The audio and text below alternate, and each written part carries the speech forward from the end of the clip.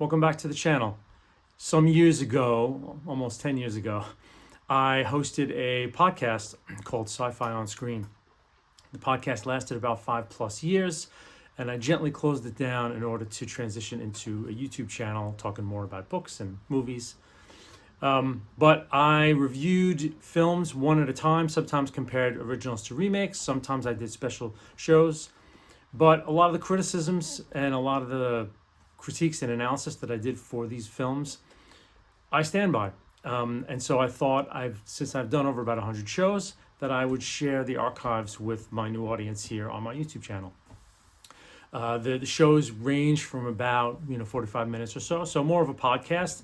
I'll just put up a static image of the old logo, and you can listen and enjoy. I'm going to do these weekly, and hope you enjoy.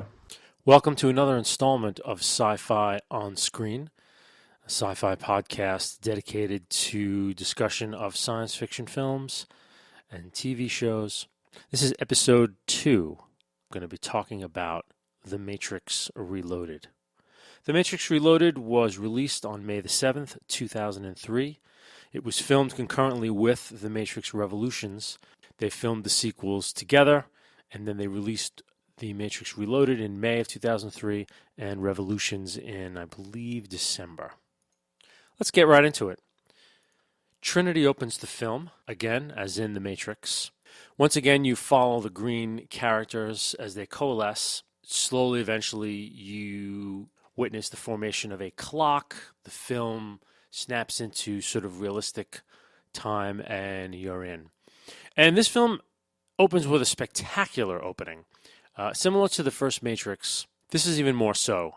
There's this scene all of a sudden of Trinity on a motorcycle, and you're looking overhead. The camera angle's overhead. She leaps off of some structure, does a backflip, and the motorcycle lands in some kind of structure. We don't know what's there.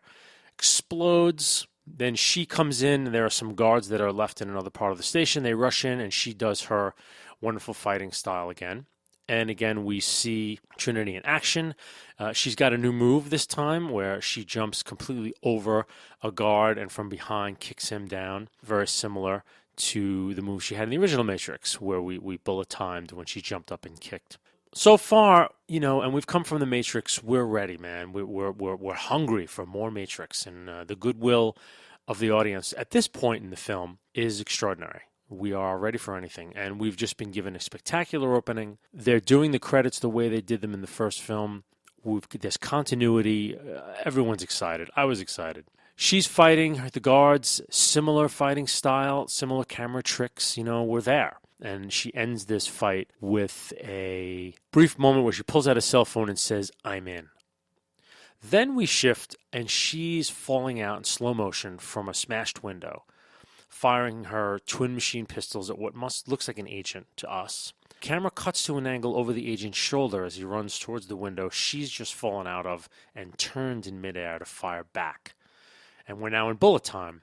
The camera follows the agent out the window and down. We've seen this effect in a lot of IMAX films where the camera overhead continues over the cliff, and you're following the body down. Very similar effect. So she's falling backwards towards the ground. The agent is falling forwards towards her. They're having a gun battle. Pretty spectacular, if you think about it. Pretty spectacular. Then we watch in slow motion as one of the agent's bullets pierces her body just under her left breast. Her face opens up. We know she's been hit mortally. And all of a sudden, we cut and we wake up.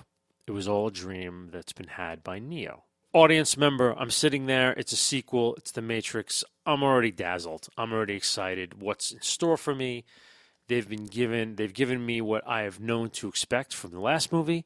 I'm excited about it, and I'm ready for more. Now we found ourselves back on the Nebuchadnezzar, piloted by Morpheus, who we've never seen actually pilot the ship before. So he's piloting the ship. We also meet a new operator by the name of Link, who's not yet comfortable with Morpheus's command. A lot of exterior shots of the hovercraft. It looks terrific. Lots more CGI external in this film already. So we know already there's some money on the screen. The lightning of the hover pads looks CGI, but it looks great. We know at this point that, this is now an A movie. We went from a really economically shot B movie, which was amazing. But we're in A land now, and you get a sense of it from these hovercraft shots. It's the first hint, I think, that they're conceiving of the film as a science fiction epic. And as I'll get into, a lot of times that does not always make for a good film. Now we visit Neo and Trinity, their moment of domestic bliss. He's just had that dream. It seems from their discussion that he's having trouble sleeping. From now, he's not telling Trinity the full idea of the dream. He's just saying, I couldn't sleep, and she wants him to talk, and he won't tell her because he's afraid what it might mean. What's also troubling him is he doesn't know what he's supposed to do. So we're not really sure at this point how much time has passed from the first Matrix, but he seems to be waiting from word from the Oracle, who has not made contact, and he's not sure sort of how to go forward. So in the next scene, the crew of the Nebuchadnezzar all jack in, and they meet the crews from several other hovercrafts at some undisclosed location of the Matrix. And once again, we're back with everyone's dressed in leather. Styles are really cool. We've got some other captains now of other hovercrafts. So again, we're expanding in scope. Notably now, we meet Niobe, who is the captain of the Logos, played by Ms. Jada Pinkett Smith, with very similar energy and purpose that Trinity has. So what they're discussing is the Logos has gotten word from another hovercraft called the Osiris that the Sentinels have discovered the location of Zion, and they've begun to tunnel down towards Zion from the surface. If anyone here has seen the Animatrix, you'll know that one of the episodes of the Animatrix was the Osiris discovering the Sentinels digging, the Sentinels chasing the Osiris, eventually destroying it, but not before the Osiris gets off a message to the Logos. So we've got a little continuity here. What we find out is there are 250,000 Sentinels that are digging. We hear from the discussion that that's how many human beings there are in Zion. This is it. Everyone is in bad shape. And now Morpheus chimes in and gives his speech about Neo and the One. So we're getting the idea that Morpheus is a full believer in Neo and his powers. He doesn't seem worried at all. He thinks it's all part of the deal and that the Oracle is going to tell Neo what to do, and the One is going to perform and do whatever he's got to do, and the war is going to be over. In this film, he's been cast as the prophet, in a sense. He is Neo's prophet. And for the first time now, we see other humans who don't really believe what he believes. Of the other captains from that speech, none of them really buy. He's the only one who really believes. The rest of them are very practical. They're not really, they don't really buy into the One. Everyone acknowledges Neo's powers, but as far as saving them and prophecy, nobody's really buying it. So you're getting a sense now that Morpheus is more of a single persona in terms of who he is and what he believes than ever before, because we're seeing him now in comparison with other humans from Zion and other captains. The plot moment is the Nebuchadnezzar's batteries are running down. They still haven't heard from the Oracle, so he asks one of the captains to remain. One of the captains does remain, and the Nebuchadnezzar then heads back to Zion to recharge its batteries. Now, Neo perks up, another part of the room where the meeting's taking place, seemingly the lobby where the guards are sitting. There's a knock at the door. We know someone is outside. We see a light on from behind the person, so we can't really see their face, and a package is handed through. The package is for Neo. We can all hear that it's Hugo Weaving's voice. Hugo Weaving simply says, I have something for him. You see, he set me free. And he leaves. Neo knows something's up because now he's the One and senses things more than most people. So while the meeting is going on, he comes out, talks to the guards. They hand him the package. He opens it up, and it's an earpiece that the agents wear. And the gentleman says, the guy who gave this to me said you set him free. So immediately he says, agents are coming, the meeting is over. Ostensibly everybody leaves, the door is pounded on from without, and we are into our first fight. Immediately, we have a problem. Neo's the One. He's Superman. He can dive into agents and explode them from inside. How is this going to be even close to fair or have parity? So after the first couple of punches and kicks, there's a break in the fight, and Neo says as an aside for the audience, upgrades. So we're being told at that point that the agents have now been upgraded to a much stronger, perhaps more powerful models in order to battle Neo. So the fight begins, and immediately I am struck in this moment by how much I'm not in this fight. And it took me a few viewings to figure out why. First, the fight, the agents blast the door in. We have an initial contact between Neo and the first agent, and Neo just looks, it's really well shot. Neo is totally in command of the fight. He looks amazing. Keanu must have been practicing. He's been fighting with the fight coordinator and all the stunt coordinators for so long. He looks amazing, and he's wearing this very cool-looking cassock, which is very broad, sort of skirt that comes from his waist. Very cool-looking. Two things happen now. The music starts once the fight begins in earnest. But it's not the Chemical Brothers. It's not any other cool techno band. It's not Rage Against the Machine. It's some kind of backbeat techno done by the soundtrack composer. It sounds, to my mind, it sounded like a 1970s, Streets of San Francisco kind of soundtrack. It was very strange. It was not at all what I remember from The Matrix. The Matrix movie cues were either the really cool, sort of stringy, eerie soundtrack, or they were known bands doing, techno songs. And it made the film terrific. I mean, the music really enhanced the movie. So in the second movie now, it really sounds like filler music. It sounds like fight filler music. So that's how I felt about it. And that's the first thing that threw me off. Second thing is, there's nothing at stake here. Unlike the initial fight with Trinity in the first Matrix, when novelty is driving us, who is this person? Why is she fighting? How can she fight that way? We're all kind of blown away. Plus, she's in danger. Trinity is fighting for her life, and somehow, through film magic, not even knowing who Carrie-Anne Moss is in Trinity, we're on her side as she's fleeing from the agents. Neo is totally in control. We're not worried about him at all. And the main problem here is that the fight isn't about anything. Everyone who's come from the other hovercrafts has left the meeting. There's no danger.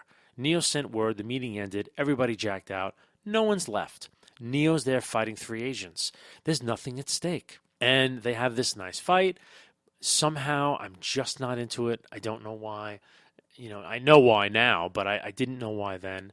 And then Neo finishes, and for the first time, we see him fly. He bends down in slow motion, and we see the ground sort of ripple as he seems to gather some sort of power from himself. And up and away he goes. After he leaves, Smith arrives, and we see him say, "That went as expected." And the reveal is now he's speaking to another version of himself. Which, okay, I'm in. Cryptic plot. Now there's 2 Smiths. What's that about? So, okay, a little hit, but we're still in it, right? Now we follow Neo as he flies, and he's hovering over the Oracle's old building, which something else is up. And as the camera closes in on him flying, he looks fake. In fact, he looks animated, which in fact he is. To me, again, every single thing that happens in a film goes into the subatomic process. I like to call this, the subconscious process of an audience's relationship with the film. After a positive start, I think these things are now slowly sifting into the audience and definitely into me. I'm immediately thinking, wow, this really looks fake. In the first Matrix, as crazy as the action was in the first 10, 15 minutes, something wasn't thrown at me where I said, oh God, that looks terrible or that's fake. Immediately, between the music, the no stakes of the fight, and now Neo's an anime character, I'm taking hits here, and I'm not happy. So Neo goes back to the low-income housing block. He goes to the door where he met the Oracle in the first film, and no one's there. He sees that there are couches there, but it is completely empty. Finally, he jacks out of the Matrix. The next sequence has the Nebuchadnezzar now returning to Zion, and we are introduced to the human city of Zion. We see these massive docking gates. The Nebuchadnezzar comes through some tunnel. The gates are opened, and it eventually pivots and lands. It's a long process, actually, and we never saw this kind of a film style in the first Matrix. Now what we're seeing is what I like to call epic sci-fi ship interludes. Lucas does this a lot. You watch the ship come into the atmosphere, you watch it hover, you watch it land. It looks amazing. As sci-fi geeks, we love that shit, right? That's part of the sci-fi movie deal. Now we really understand that the Matrix franchise has gotten a huge infusion of cash. The Nebuchadnezzar enters, we see humans in these large fighting mechs moving around on the ground. That's new. We see a huge docking bay with a dome ceiling that would not be out of place in the Star Wars universe. It slowly opens up in like a big camera vista, which, again, we did not see in the first Matrix. It's a really nice scene. The music is soaring, and I couldn't help think that we're out of the Matrix's B-movie roots now, and we've gone grander, but somehow I wish they hadn't, because in the grand sequences in this film so far, we've seen this before. I've seen this type of grand staging. I've seen huge vaulted chambers. I've seen big ships docked. It's a bit of a letdown. Even the massive fighting mech that closes the scene, which is really cool. For sci-fi fans, we know about mechs, man. We've seen mechs, and it's kind of cool as a little, a hint tantalizing how we're going to see them and what's to come. And there was a little thrill, I think, when I saw it the first time. But just the fact that we've had nearly a minute of a ship landing, such a lavish expenditure of a sequence to land a ship, would have never made the cut in the first film. They would have said, you know what, we don't need this. We've got a great story, we've got a great thing going, and we don't need all this fat. The same with the soundtrack. It's gone much more conventional. I hear cues that are not out of place in Lord of the Rings or, Star Wars. Again, I think Star Wars heavily influenced on them for this film. So Nebuchadnezzar lands, and we meet a gentleman by the name of Captain Mifune. Those of you who know, this is a definite allusion to Toshiro Mifune, the great Japanese actor who's played in a lot of Akira Kurosawa films, beloved samurai and Japanese actor. Obviously, the Wachowskis are big into that genre, so that's a direct homage. And he's there with three, basically red shirts. He's there with three meatheads. They're there to escort Morpheus to Commander Locke. We haven't met Commander Locke yet. But again, we're getting the stern anger of the guards, Captain Locke demands.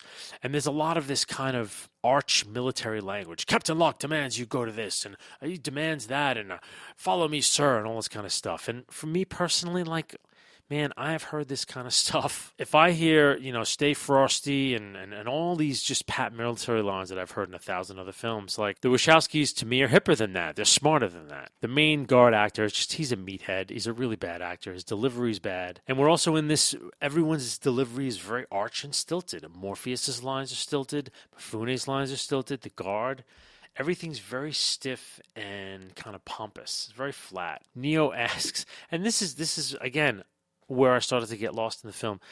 Neo's like, what's between Morpheus and Locke? And Trinity goes, Niobe. Oh yeah? And she's like, what was it between them? Well, first Niobe was with Morpheus. Now she's with Locke. And we're done. That's the explanation. And we're on to the next scene. So again, there's something else is happening in this movie that is just odd. It's odd, and it's throwing me. Then we see Neo, Link, and Trinity leaving the Nebuchadnezzar, walking down the gangplank, and this annoyingly enthusiastic character named the Kid who worships Neo and runs up to him, and he's all excited. And basically we're getting the sense that, Neo is this really godlike character now. And the Kid, of course, is there to give us the exposition. Everyone's talking. Ships are docked, and eventually, we also see that Neo's walking back to his quarters, and there's a huge group of people there with things for Neo to touch. And, oh, Neo, bless my son. Neo, my son is sick. And Trinity leaves him. Says there's still time. And that's kind of a cool scene, because that speaks to something kind of real about that sort of thing. So I kind of got that. But during this whole scene, the whole time that they're walking and he's talking to the Kid, there's multiple shots from the back, and Neo has no neck hole. There's no neck hole. Trinity has a neck hole. Neo has no neck hole. The neck holes were left in all of them. That's how they jack into the Matrix. So again, as a viewer, I'm like, what the fuck is going on here? These guys who were giving me shots in the rearview mirror of motorcycles and of characters' glasses, now they're leaving out major continuity set pieces. It's just, I'm not happy as a viewer, someone who's really, really come to love this universe that these guys have created and really respect the hell out of them. These things are starting to pile up on each other. And then the next scene is Morpheus and Locke, and it's just two jackasses talking military jackasses at each other. You disobeyed a direct order, blah, blah, blah. You did this and you did that. The scene doesn't do anything. It really doesn't do anything. It doesn't move anything. Most of the things that are going to happen are going to be dealt with in the next few scenes. So these are just two guys barking at each other. And in comes a longtime character actor, Anthony Zerbe, who is a counselor, and he's there, and he's actually the best thing in the Zion sequences. He's like, a real actor is here. And he's somehow able to, make something out of these very arch and very formal lines. But it's a really bad scene. It's just a really bad scene, and I don't know really what the purpose of it was. So now we're getting into Zion proper, and we get our first true epic shot of Zion. and it is a cylindrical city, sort of a cylinder, a vertical cylinder that's crisscrossed with these walkways. Very cool design. I enjoyed it. I think it was really, really nice. All seemingly maintained by these massive machines that pump air into it. Then we have a scene where Link returns home, and we get a sense that Link is with Dozer's sister, Z. She's lost her two brothers. Basically, the scene is grounding. It's basically Link's little side story, where she's angry that Link is the operator for the Nebuchadnezzar. She doesn't want him to leave Zion. It's not safe. He's doing it as a promise he made. So he said, and you get a sense it off screen, Dozer had said, if anything happens to me, you got to be operator on the ship. They're a little bit at odds, and you get this moment where she wants him to wear this little pendant. It's okay. It sets up the will Link get home safe subplot that kind of feeds into Revolutions. But like everything else we've been seeing since coming back to Zion, it just kind of feels a little padded. It feels the scene is kind of it's played very naturalistic, but it just feels strange in this film. And again, nothing like the lean and mean films of the first film. I mean, whether this is something that all sequels have to deal with, and I'm just, being a dick, I can't rule on, but what I'm trying to get at here is what is happening to me as I'm watching this film, and not to be a crank about it and be like, oh, this is terrible, but how I'm processing the things that are coming up on screen versus how I processed things that came up on screen in the first film. That's kind of all I'm trying to do. However, things keep getting difficult because now Morpheus makes a huge speech. Zion gathers in this underground cave. They're all dressed in kind of ragged clothing, which is fine. And Morpheus is now going to make this speech to tell them all about the Sentinels that are coming. There's a moment right at the beginning where Morpheus screams, "Zion, hear me." And it is a terrible line. He looks overweight and kind of goofy. And the speech is done in a very strange, halting tone. I just found it a very cliched, stock, getting the troops ready speech, and Morpheus making a speech like a military leader. Again, this is a new movie we're watching. And to me, I don't find the transition. They were so cool in the first movie, and now Morpheus is being asked to do this very cliched cinematic thing, which is to give this huge speech to the assembled. At the conclusion of his speech, there's this huge rave.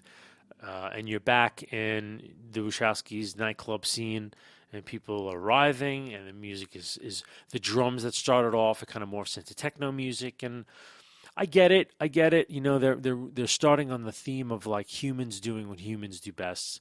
The notion, they're starting to split now their theme in terms of humans and machines possibly coexisting, which doesn't come until a little bit later. But they're planting the seed of like this is what humans do, and say what you want about it. It's there for a reason.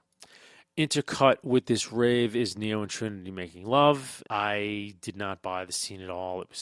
It seemed very awkward to me. Don't know what to make of it. It was a very strange scene. I watched it. I understood that we want to see these two together, but it kind of left me in a very strange place.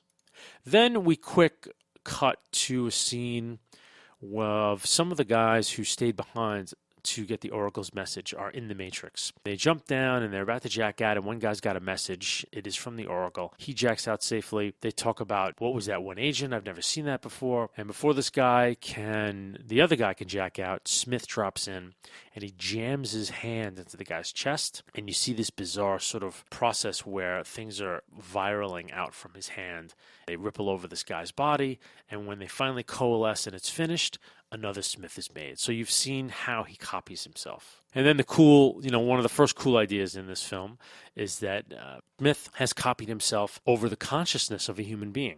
He's overwritten the human being's brainwaves, and he is now there. And when the phone rings, both Smiths look at each other, and the Smith who has just been copied picks up the phone and jacks out. Very neat idea. Next we cut to, it's late evening, the rave is finished, and Neo comes out, and he and the counselor meet. Counselor takes him down to sort of the engineering level because he likes to walk there at night. And this is the sequels are very much set up where the Wachowskis decided to deal with certain philosophical concepts, and they deal with the concepts one after the other. What happens is usually there's some discussion by the two characters of the concept itself. You're going to get that later with the Merovingian as well. So this is the first one. The concept is about control. It's also about interdependence with machines. So they have this discussion, and it's a great discussion. What is control? And Neo saying, well, if we wanted to, we can shut off these machines.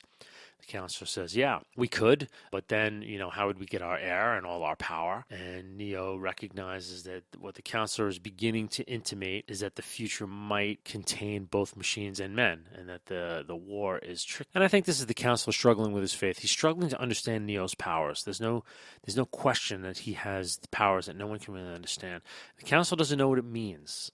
And what he wishes to know is what his powers mean for the human race in terms of them making decisions about what to do. Suddenly, notice is gotten from the Oracle, from the ship that we had seen earlier. We have a brief scene between Link and Z. Z gives Link this pendant, and there's, please don't get killed, yeah. And then we meet this strange character named Bane. We've never met him before. We don't know what he's doing. He sees Neo coming down sort of one of the tunnels. He has a knife behind him, and he looks really strange. He's been cutting himself. And the camera sort of follows Bane as Bane's following Neo. And at some point, Bane runs into someone who he knows, and, hey, Bane, what are you doing? And he puts the knife behind his back. And then there's this cryptic statement because he realizes he misses his chance. He says, we'll see you, and Bane fades off. And he had a really strange cadence, and some people are already understanding that, the copy of now in Bane's head.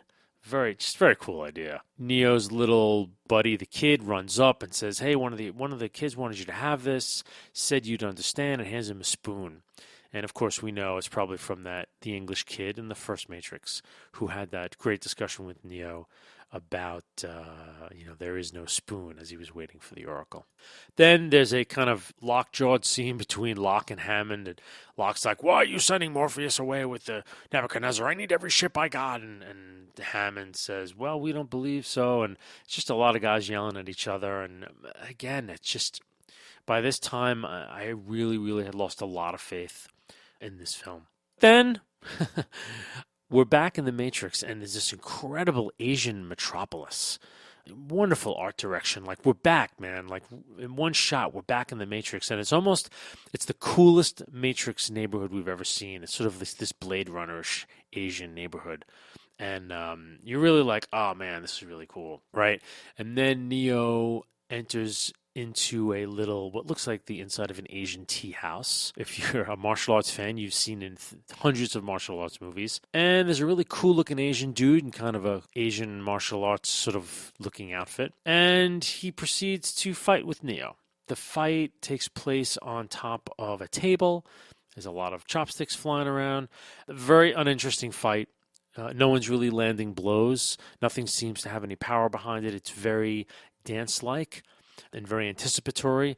You really get the sense that both guys know exactly what punches are going to be thrown and what kicks are going to be thrown. And we don't really know why they're fighting until Seraph, who is the character, stops the fight. Since he's the guardian of the Oracle, he had to know that Neo is who he was. And there's a nice funny line where Neo's like, you could have asked. We get our first really cool line from this film, and he says, you never really know someone unless you fight them. We're back, partially. We're like, okay, man, we're back in style here. And also the music is an improvement. It's Asian, it's the Asian kind of taiko drumming that they do throughout the whole fight, and it's really great. It's very organic, very earthy. So although the fight wasn't great, music was good, line was good, it was brief enough. It had that wonderfully cool feel that we got so used to in the first film. Next, we go to our second really cool moment where we get a visualization of what it might be to have access to sort of backdoors in programs if you were a programmer. Seraph takes Neo through a door, and then all we see is a long hallway filled with doors. And Neo says under his breath, oh, these are back doors. And Seraph has keys with him, so they walk down the hall a bit, and then Seraph opens another door. They're into a whole new scene, and now we're in like an urban park. And the whole concept is great, and I thought, oh, this is, fantastic. We're back in, Dazzle Land. Now they're in this whole thing about backdoors, and we're seeing another level of the Matrix, like a more powerful or more expansive level of the Matrix. So now we have a scene between Neo and the lovely Gloria Leonard once again, and she's wonderful as usual. lights up the screen. There's an earthiness, an incredible vitality coming out of her. She just owns the screen. We get a lot of information in this scene. First is that the Oracle and Seraph are actually programs from the machine world. And that's a biggie. What Neo recognizes is, right away, like, how can I trust you? And the Oracle says, that's a pickle. But what she's saying is that, she actually wants peace between humans and machines. That's kind of part of her deal. We also hear about some other things. In basic information we're getting here, and we get this information because it's sort of, how Smith has come to be, is what she says is a lot of times programs in the Matrix, when they become outdated or defunct, are targeted for deletion. They're supposed to return to the machine mainframe, back to the source where they're deleted. But sometimes the programs go rogue. And when that happens, Neo says, well, I've never heard of anything like that. And she says, every time you've heard someone saw an angel or a ghost or a werewolf, any legend of aliens or vampires, these are programs that have malfunctioned, doing things that they shouldn't be doing. The agents obviously get to them at some point to delete them. So again, this is very much foreshadowing because it's exactly what's happened to Smith. When Neo and Smith met at the end of the first Matrix, something happened to Smith. He malfunctioned. He did not return, and he'll even say that in his little speech, which is coming up very quickly. But it's nice, in terms of the story, it's a very much a foreshadowing of the creation of Smith. The little byplay jokes between them that, she's always asking him, do you want candy? Do you want to sit down? He hesitates. Well, you already know I'm going to do that. Like, none of that. I don't think any of that works. It's cute, and it's the little telltale theme between Neo and the Oracle, and I get why it's there, but it didn't work for me. So near the end of that, we basically get Neo's marching orders. His path as the One ends at something called the Source, which is the machine mainframe. However, she says you must get the keymaker in order to get a key to the door that leads to the Source. She gives him something, says you have to go find a program called the Merovingian and be at that location at that exact instant, and you'll have a chance to get this keymaker. She also tells him that he has something called the Sight now. What she tells him is sort of, and you're getting the allusion to the dream about Trinity's death, is that, he's already made his choice, and now he has to understand that choice. And he's pushing back, saying, no, I can't, I won't, because he thinks she's saying, you've already made a choice to let her die. And he's like, no, I won't make that choice. And she's saying, we can't see past the choices we don't understand. After many viewings, I now kind of understand what she's talking about. And as she's talking to him, he doesn't understand that, again, he's sort of in something larger than his perception. What will turn out to be the hoax of the One and the prophecy and all that crap is something he's going to have to, it'll be the second level that he steps outside of. But he hasn't yet. And she knows this. I don't think she can tell him because, in a sense, she's also part of that whole set of rules and set of issues. And it's not her place to choose what happens when he gets back there. That's up. First-time viewers, man, there's no way you're getting this. But further viewings, one of the things in the sequels that I think is tremendous are the thematic implications. I get very frustrated with the films on a dozen levels, but one thing that I truly respect is the thematic thinking that the Wachowskis have gone through when they've really thought these films out in terms of playing with certain themes. They've also really done a hell of a job on the script in certain areas in making these things really cool things in terms of the plot. I'll say that. Sad little coda here. When Gloria Leonard leaves with Seraph, it's the last we ever see of Gloria Leonard. Actually, she died during the filming of both these films. And what you will get in The Matrix Revolutions is the same character as the Oracle, however played by a different actress. And I think they were very clever in describing exactly why that took place.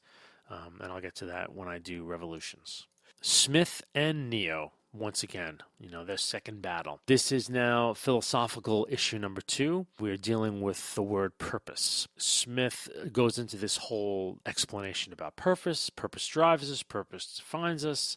Purpose in this and purpose in that. And he explains that something happened to him and that Neo freed him. He knew he was supposed to go back to the source to be deleted, but he was compelled to stay, compelled to sort of disobey the machine mainframe and to remain. Something is different about him. He has extra powers now. He is at least as strong as Neo in some ways. One-on-one, he's still not a match. And he tries to pull his little copy trick on Neo, but it doesn't work. Somehow Neo fights him and it goes back. I think this scene is here to show the level of Smith's new powers, right? If you've read about this in blogs or magazines, it's called the Burly Brawl. And by the end of this fight, Neo is fighting 100 Smiths. And it continues to escalate. I have a lot of problems with this fight. The first problem is, again, there are no stakes. Yes, there are stakes in a sense, but the Oracle is gone. There's no danger. It's only Neo and Smith. And somehow, I'm not afraid for Neo's life. Because it's the middle of the movie. I know Neo's not going to die in the middle of the second Matrix. And I mean, I'm sorry, man, but that's part of the amount of information when I'm watching a film that I comprehend. I know Neo's not going to die, and I know nothing terrible is going to happen to him right now, that will come later. And the Oracle is gone, and there's no other humans around, and he's in no danger. He's fighting 100 Smiths, and I don't care. I do not care. It's a shame. We're getting, and to me, the music I don't like at all. I don't like the soundtrack cues. They sound very amateurish, very 1970s. And we get a lot of anime Neo as well when he does these incredible tricks to fight off 100 Smiths. There's a lot of shots of him that it's animated and you can't help it. I'm uninvolved in the fight. The fight is shapeless. It doesn't have a beginning and a middle and an end. It simply has Neo fighting Smiths, more Smiths, and more Smiths, and more Smiths, and more Smiths, and eventually he knows there's too many, and he flies away, and he leaves. There's one opening shot when Anderson enters the scene in slow-mo, some crows fly out of the way, and it's a very cool scene, but it's very similar to the first fight in the film where there just doesn't seem to be anything at stake. So we cut back to Zion. There's a big gathering. All of the hovercraft pilots and crew are gathered, as well as a bunch of other people.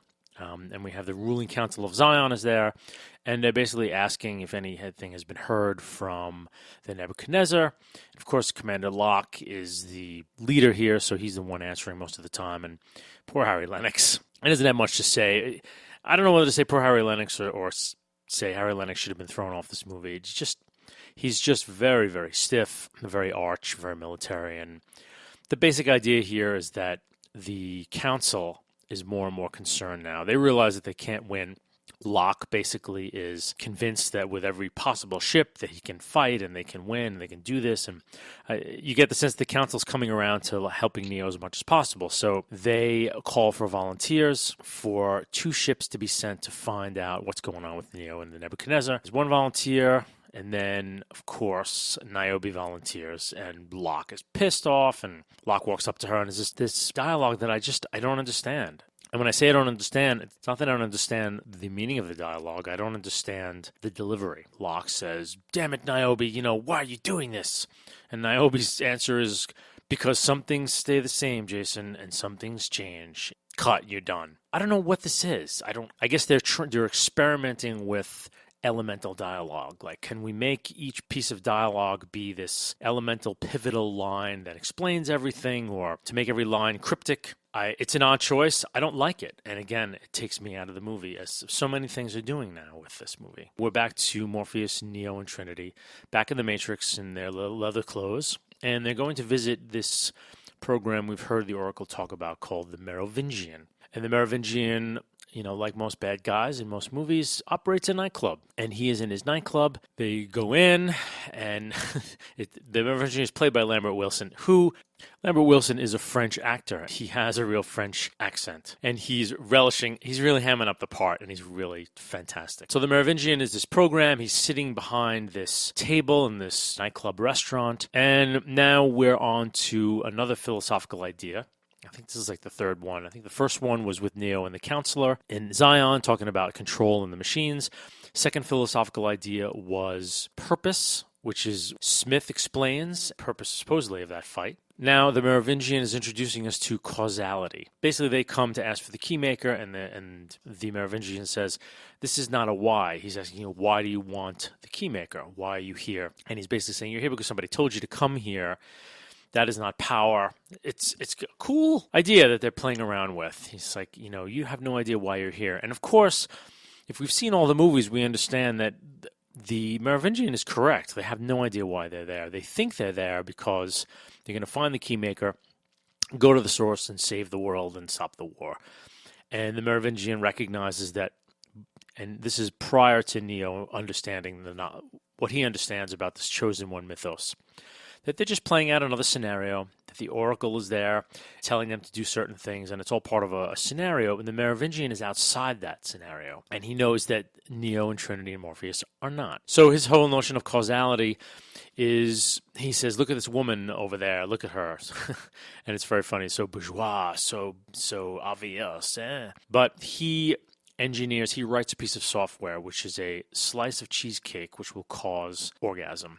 And we watch a woman slice into the cake, and the Merovingian is narrating now what she is feeling as she's eating the cake and how she's coming to orgasm. And when the climax, of the little scene, is her having an orgasm, and the Merovingian telling us that the key to this is that she has no idea how that orgasm, that she was completely overwhelmed, completely out of control, and she has no idea why. And this is the Merovingian's point, is causality. And it's a really terrific philosophical point. What he's getting at, and again, what I think the sequels do really well, is they play around with these ideas and themes in a really, really elevated and complex way.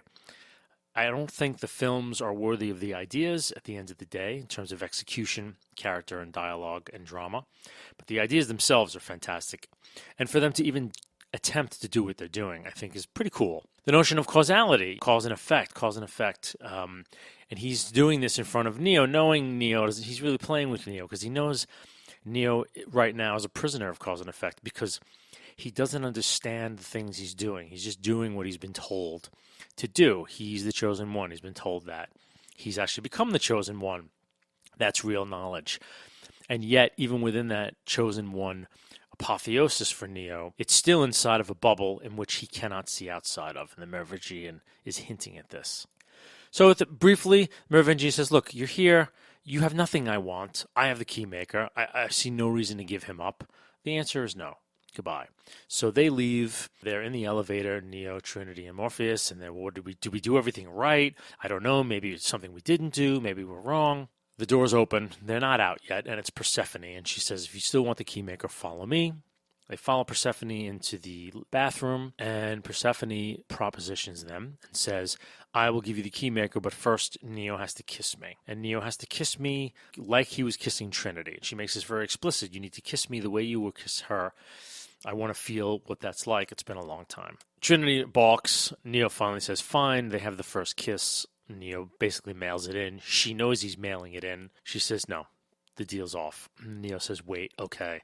So he leans in, gives her the full Megillah, and, they have this moment of Persephone where she realizes how in love they are with each other, and she steps up to Trinity and she says, I envy you, but such a thing is not meant to last. Obviously, seeing the trilogy, it's true. That it is not meant to last. They go into a room where there are two guards, but she kills them both with silver bullets, saying something about an older version of the Matrix. We don't know what that means. First time viewing, we're not an older version of the Matrix. But again, it's the werewolf motif that the Oracle had spoken about. So obviously, those were two old programs that had not gone back to the source. Then we're back in old Hollywood. Behind a bookcase is a secret door, and we're in sort of, all of a sudden, it's Carol Reed and the Third Man. We're in these sewers. We finally get to the Keymaker, and the Keymaker is in this incredible room. The art direction in this room is amazing, very much like the Asian cityscape that we saw when Neo was coming to see the Oracle. Incredibly rich, detailed scene. Just thousands upon thousands of keys in this little hole, and the Keymaker is making a key. So they get the Keymaker, and they're about to leave, and of course, when Persephone had killed one of the werewolves, she left one alive. She said, you can die right here now, or run and tell my husband what I have done. So as they're leaving with the Keymaker, the Merovingian arrives with his henchmen, and there is some dialogue between her and the Merovingian, and we're meant to believe that Persephone is just this jealous, bored lover who wanted to fuck around with her lover. The byplay between the two of them, to me, seems just very juvenile and very childish. Perhaps it was meant to be so. There's this throwaway line before the fighting starts, right? Something about your predecessors when he's talking to Neo, and again, we don't know what that means. What do you mean, your predecessors? He's the one. as a viewer. You're thrown by it, but not for very long. So Morpheus and Trinity and the Keymaker run. Neo stays and fights the big battle where it's him versus like 10 guys. There are these twins. They look like albino twins. I think they were actors in real life. They were brothers. Really cool. They're these sort of programs that can morph and melt into walls and into floors and become sort of incorporeal for a brief time. And they have some very cheeky dialogue. They have English accents. And they're actually the first two new cool kind of villains that we see in this film that we really like. Now we're into a big set piece fight. There's a large room with these two staircases rising to the top. So we've got a balcony and a below area. And the walls themselves are completely festooned with weapons, all kinds of martial arts weapons. And it's a very long fight. But again, the music kicks in, and it's the same music cue that's happening in a lot of these fights where it seems very 1970s to me. There's something about it that just does not lend the fight any sense of urgency. And this fight, again, the Keymaker and Neo and Morpheus, they're gone. So Neo is fighting these guys. And, once the Keymaker and Morpheus and Neo leave the area and go through one of the doors, they pretty much got away. So Neo is just there fighting for an extended period of time. And for me, watching this, I don't think there are no stakes for me. It's the middle of the movie. I know Neo's going to win. There don't seem to be any stakes to the fight. I don't feel a dramatic urgency in this fight. I'm just sitting there eating my popcorn and sort of very detached watching this martial arts spectacle. I don't think as a filmmaker or a writer that you ever want your audience to be detached and sitting back and just sort of popcorning it. Even though you're making a popcorn film or you're making an action film, I think at the end of the day, you want the audience to care very much about the characters that they're seeing. You want the audience to be afraid when the characters are in jeopardy or fighting. And again, this is not the case with this Neo fight. And there are a lot of cool shots. There are a lot of really neat bullet time shots. There's these great large shots from either medium shots or longer shots. You see guys jumping up from high places, hitting down, jumping back up again in slow motion. And it looks beautiful. But to me, I found it to be a very empty spectacle. And again, I thought at any time Neo just has to fly away. He's not in any danger. None of these guys are going to kill him. The other chase is actually a lot more fun. You have Morpheus and Trinity and the Keymaker trying to escape from the twins. And there's this fight where, they jump in a car and, they're on their way. The twin is standing there and the twin sort of dematerializes and with a razor swipes at swipes at the Keymaker, but of course is incorporeal, so the car keeps going. And part of these two ghost characters, part of their powers, make the early part of what is now a very, very long car chase. Basically, the entire second act of this movie is one long car chase. And at one point, an agent actually gets in the back of the car and they have this fight. And, there are certain martial arts fights where the combatants are constrained by where they are. So, they're sort of fighting where someone's in the front seat, someone's in the back, or two people are constrained in a seat next to each other. And the fights get quasi-comical because they can only move certain parts of themselves. And this works really well. But I have to say, overall, first of all, my pet peeve, I hate car chases. When I know I'm in for a car chase, I'm basically going to take a leak. I'm getting some popcorn. I am not a fan of car chases. I mean, other than the French Connection, I have never really seen a car chase that has made me interested, where I was gripped by it, where, it's a car chase, man. It's 2014. And now we're in a very long car chase. In brief, they get on. Morpheus asks Link for an exit. He wants to get to the freeway. We hear some byplay between the characters, where Trinity's saying, the freeway? Freeway? You always told me never get on the freeway, that it's a one-way trip. And Morpheus is like, well, I hope at this one time, Trinity, I am wrong. So they get on the freeway. There are now agents chasing them, and these two ghost characters who work from the Merovingian are also chasing them on this freeway. It's a freeway chase scene. There are cars, there's a huge pileup, there are cars that flip over, things are spectacular, and I am not involved in any of it. I'm not interested. It goes on for so long. The last part of it, Morpheus is standing on top of a tractor trailer fighting an agent and doing pretty well. And as we remember, these are upgraded agents, and that Morpheus is holding his own against upgraded agents, something that I just don't understand as a viewer. even if I don't consciously go there while I'm watching the film, there's something wrong with it. And unconsciously, there's something about it that's kind of wrong. And again, it's the sum total of over and over again, small tweaks and decisions that are made by the filmmakers that's pushing me out of the film more and more and more. It's not, in a way, it's not huge things that are pushing me out of the film, but it's the agglomeration of small things that are slowly more and more just pushing me out and just keeping me really, really far away and having me just sit back and watch the spectacle unfold, caring less and less and less as I'm watching. I will say throughout all this, there is one really cool scene where Morpheus pulls a samurai sword and a SUV full of agents is coming right at him. He sidesteps, swipes with the samurai sword through the side of the car, and part of it pops off the gas tank, punctures a hole in the gas line. As a result of that, the SUV, when it passes Morpheus, they turn and the SUV sort of flips. But as it's flipping away from Morpheus. So what Morpheus is seeing is the underside of the car. As the SUV flips, Morpheus pulls out his machine pistol and throws dozens of rounds into the gas tank, and the thing blows up. One of the coolest scenes that I've ever seen in terms of action. Just man with samurai versus car with guns. And it's great. But again, it cannot save the sequence of just continually escalating, mind-numbingly repetitive action sequence upon action sequence upon action sequence. And at the climax of the sequence, the agents are running two tractor trailers towards each other. And just as they smash into each other, the Keymaker and Morpheus jump.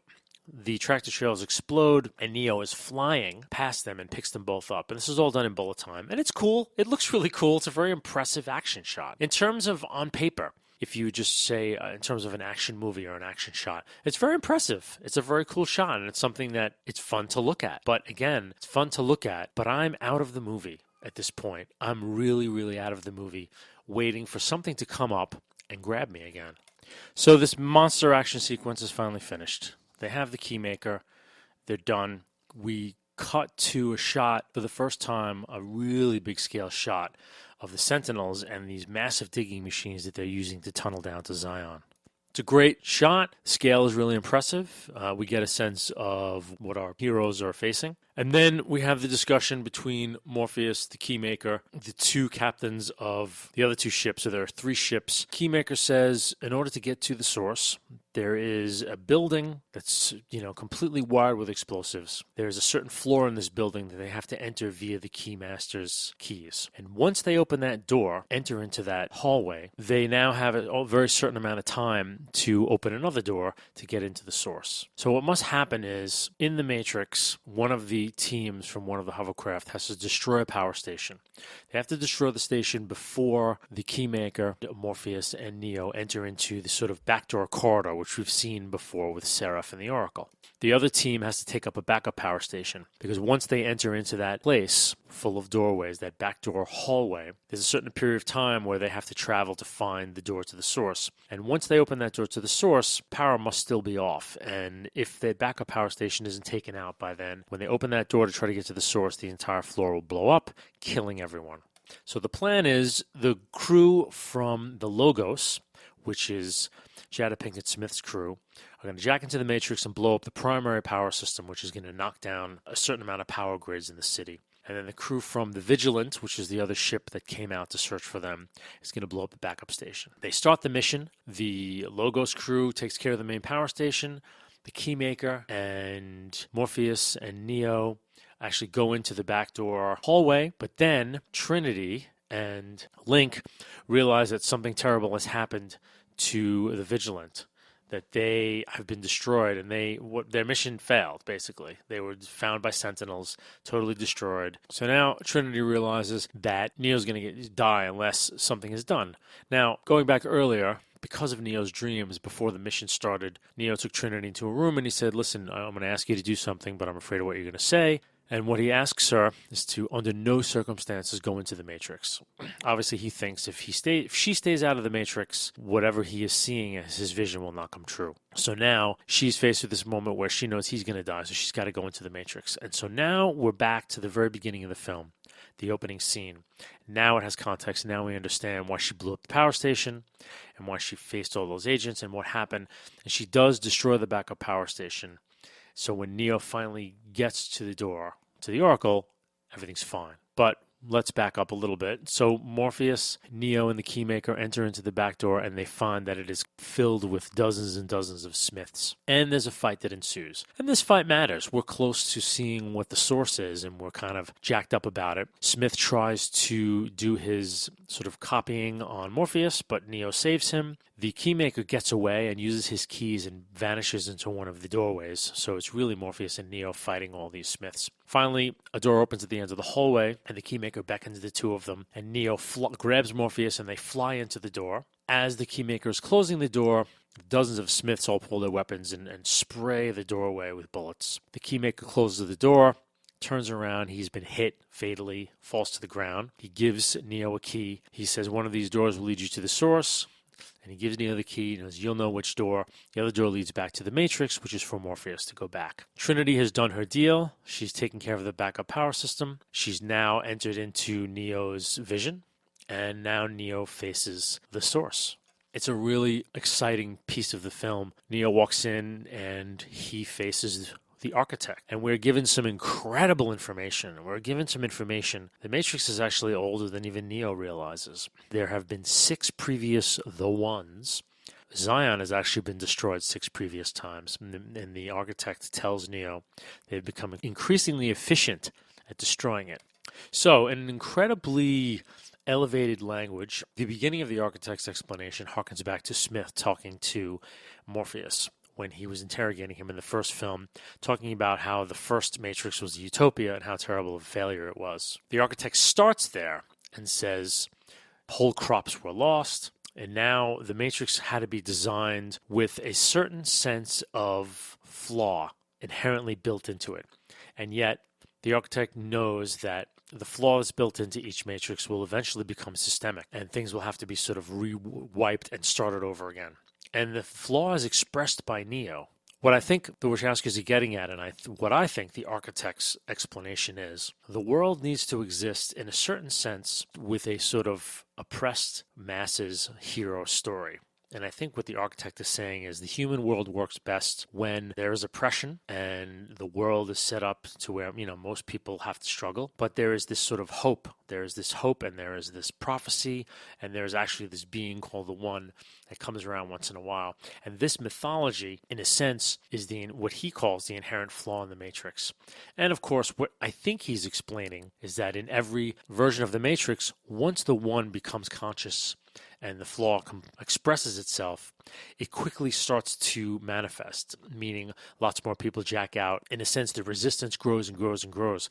But it's this cycle of rebellion that, and this is why I think that the ideas and the themes in this movie are brilliant. Because what the architect is saying and how subversive this is that human society is best designed with the sort of oppressive rule and rebellious hope designed into it in order to give it stability, and that humans' hope to be relieved from oppression actually stabilizes the system.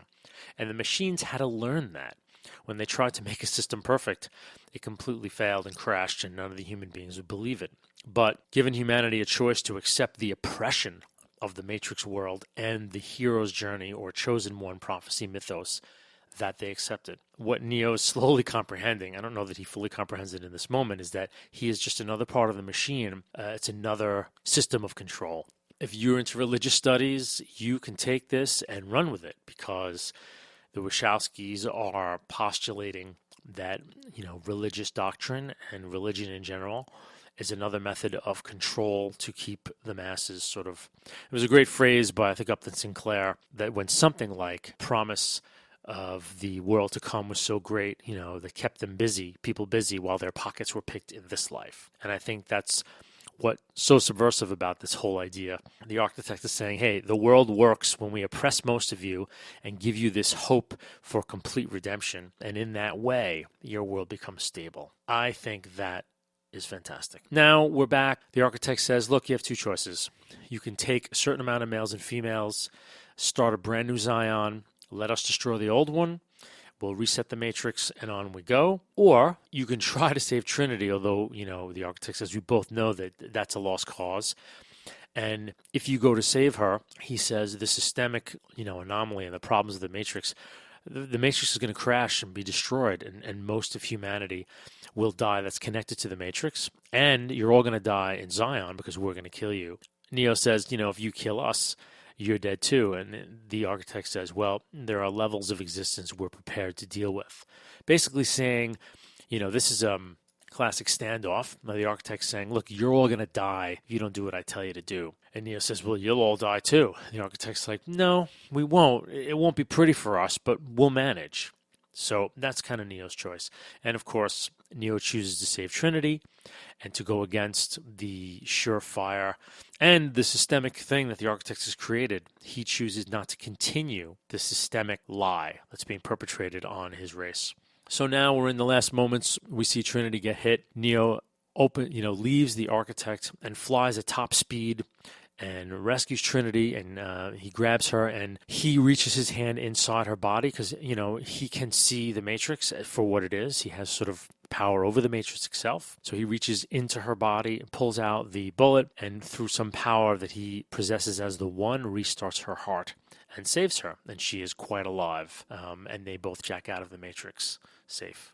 So now there's this moment where Neo has to tell Morpheus, and remember, Morpheus is the prophet, and now the One has to go back to the prophet and basically say, it was all a lie, it was another method of control. And again, I think this is such a cool idea for a multi-million-dollar Hollywood spectacle to have this subversive idea of control buried in it is one of the coolest things in the world. Morpheus gets the bad news, then the Sentinels threaten, and to kind of skip back, because I'm doing this a little more out of sequence, the Vigilant, which is the group in the hovercraft that failed to destroy the backup power station, were destroyed by what the Sentinels have sort of learned about the EMP pulses that are deployed against them.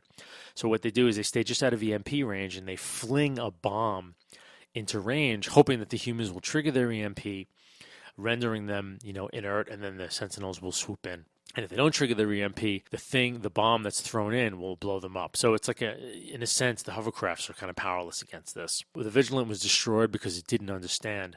Neo senses it immediately and recognizes it and tells them they have to leave the Nebuchadnezzar. They leave the ship, the bomb impacts, explodes, and now they're alone on foot in these tunnels. And the Sentinels are coming for them. And they're running, and Neo's like, we're not going to make it. And, Trinity is like, we have to try. And at some point, Neo says, wait a minute, something's changed. I can feel them. So he stops and turns, and all these Sentinels sort of come upon them, and Neo puts his hand up, and he stops them all, electrocutes them all, and they all drop and fall to the ground. Very similar climactically to the moment in the Matrix when he made the bullet stop. This time it's Sentinels. Seemingly, the power to do such a thing has completely overwhelmed him, and he drops. And now we cut to some discussion about the counterattack that the humans had planned. So part of the reason why all the ships were recalled to Zion is they wanted to send the ships out to intercept the Sentinels before they got too close to Zion. All the ships would intercept, trigger their EMPs to try to stop the diggers. Now we're getting the information that something happened. Someone triggered an EMP pulse too soon. Most of the hovercrafts were knocked out. The rest of them were destroyed. So all of the hovercrafts have been destroyed by the Sentinels. The only one that's left is the Logos, basically. And I believe one other. And we end this film with, Neo unconscious. We don't know what's the deal with him. But as we're hearing that story about the failed counterattack, the captain of the ship that they're on says, well, there's one person who might know, but he hasn't said anything yet. And when he wakes up, he's going to have to answer a lot of questions. And so the camera pans from Neo's chest to his head and then continues, and laying sort of in a mirror opposite him, which, thematically resonates between Neo and Smith, is Bane. And Bane, as a viewer, we realize that Smith being in Bane's body probably triggered the EMP pulse and screwed everything up. At the moment, he's unconscious, and we now leave Neo and Bane, and we cut out. And that ends The Matrix Reloaded. Brief recap for Reloaded. The themes in this movie that are talked about, I really enjoy the idea of taking philosophical themes and sprinkling them throughout the movie. Causality for the Merovingian, purpose for Neo and Smith. When Neo talks to the senator, they talk about control. It's a great idea. It's a really neat idea. The subversion of sort of the prophecy, the chosen one mythos, one of the most brilliant things I've ever seen done. So thematically, I'm really on board. I walked away from this movie with the themes really ringing in my head, but the execution of the film to me was an extreme letdown. I really, really was not in the film the way I was in the first Matrix. There was so many things just on a level of film craft that I felt they were moving into more cliched territory. They were less interesting. They were doing things that had been done before. When they opened up the scope of the movie, they were bringing in a lot of cliched type of film techniques that we've seen 1,000 times before. And for me, as a viewer, it did not resonate with me, especially being so blown away by the first film. To have them then go in a more sort of traditionalist epic framework, it was a big letdown, in terms of how a film works and plot, writing, and character. That said, the themes, like I said before, are really, really amazing. So now we will set ourselves up for the final movie, which will be The Matrix Revolutions, which I'm going to cover in my next podcast. So thanks for listening. This is Sci-Fi on Screen, and I'll see you next time.